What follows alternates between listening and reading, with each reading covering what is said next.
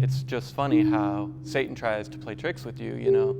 I've already told myself these people are going to be too perfect. They're not going to have the same problems I do. What are they going to think about me? They're going to judge me.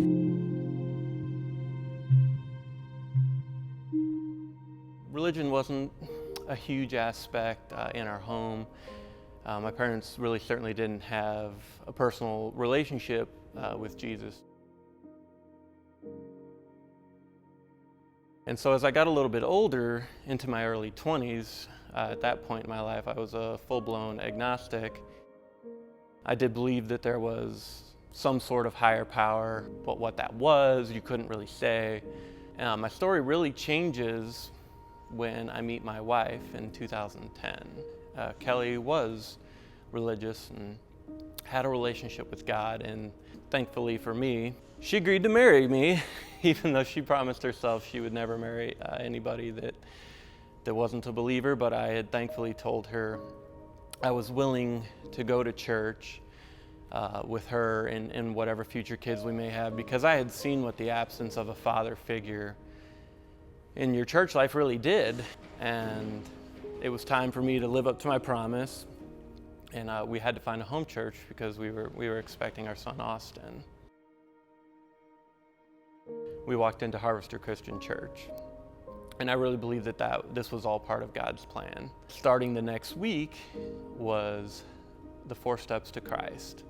How to go from being an atheist to an agnostic to a deist to a theist, and a theist to a Christian. And it's like God was planting these sermons in the hearts of these pastors to kind of go, okay, Greg, you're stubborn, you have emotional issues, you have intelligence issues with, you know, the validity of the Bible, or the Bible's a bunch of made-up stories. Yeah, it provides a good moral compass, but you can't believe in it. And God planted that sermon in my life at that time to show me that I could be wrong. And finally, one night, after about 18 months into my journey, the wife and I were talking, and she just kind of broke me down and started asking where I was at. And I admit, yes, I finally believed in God, and that He was my Savior, and that I needed to have that public display of faith in Him. But I really didn't have a personal relationship with God. My wife and I weren't tithing.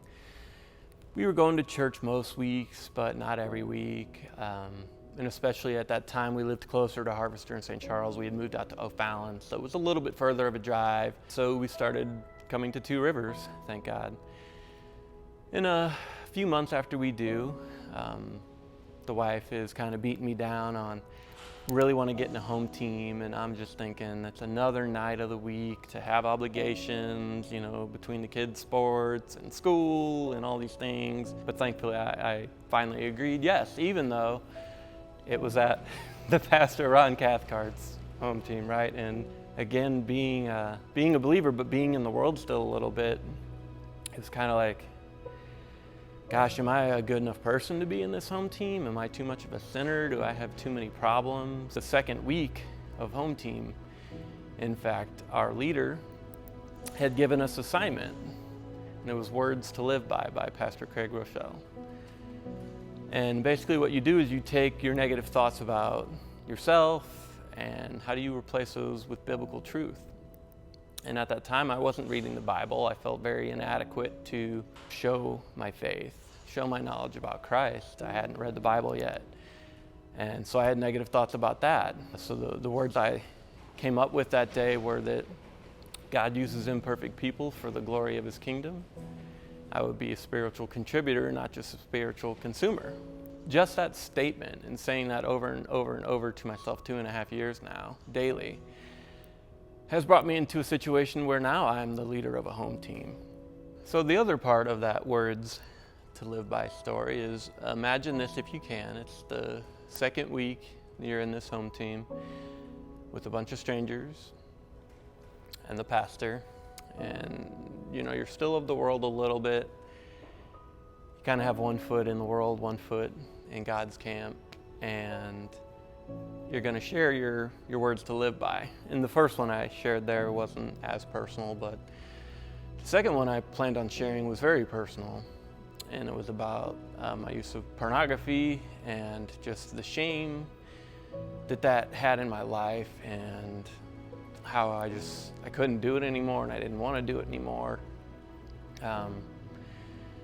But we were sitting in a circle, and directly to my right and to my right were Pastor Ron Cathcart and his wonderful wife, Debbie.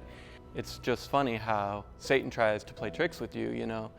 I've already told myself these people are going to be too perfect. They're not going to have the same problems I do. What are they going to think about me? They're going to judge me. And Satan's just lying to me, you know, like that they were going to share their deepest fear was that they watched a PG-rated movie the week before or something. And it just wasn't true. You know, they had their own hurts going on in their life. I was able to share my hurt that night. It bonded our group so thoroughly because everybody else had something that hurt their soul as much as that hurt me. Yeah, it was different stuff, but to them it was just as real. And I cried like a little baby that night. Like I'm crying now because I just felt God's love for me and how much He would fight for me. I was able to go home and tell my wife this, you know, because I feel rescued from it. I know the world thinks that it's not a big deal, but I wasn't treating my wife the way she deserved to be treated. I wasn't treating myself the way I deserved to be treated. God removed another thing out of my heart that I didn't want anymore. And that desire, it isn't there anymore. You know, sin has no power over me. I'm free from sin's trap. I have authority over the enemy. Everything is possible with Jesus. I am mighty in His power. Christ in me is stronger than the desires in me. That was my words to live by. And I said that to myself dozens of times a day. God is there for you. I know He is, I've felt it. But you have to be willing to take that step right across the line of faith and put it in God's hands. You can't do it on your own. You can do it with God.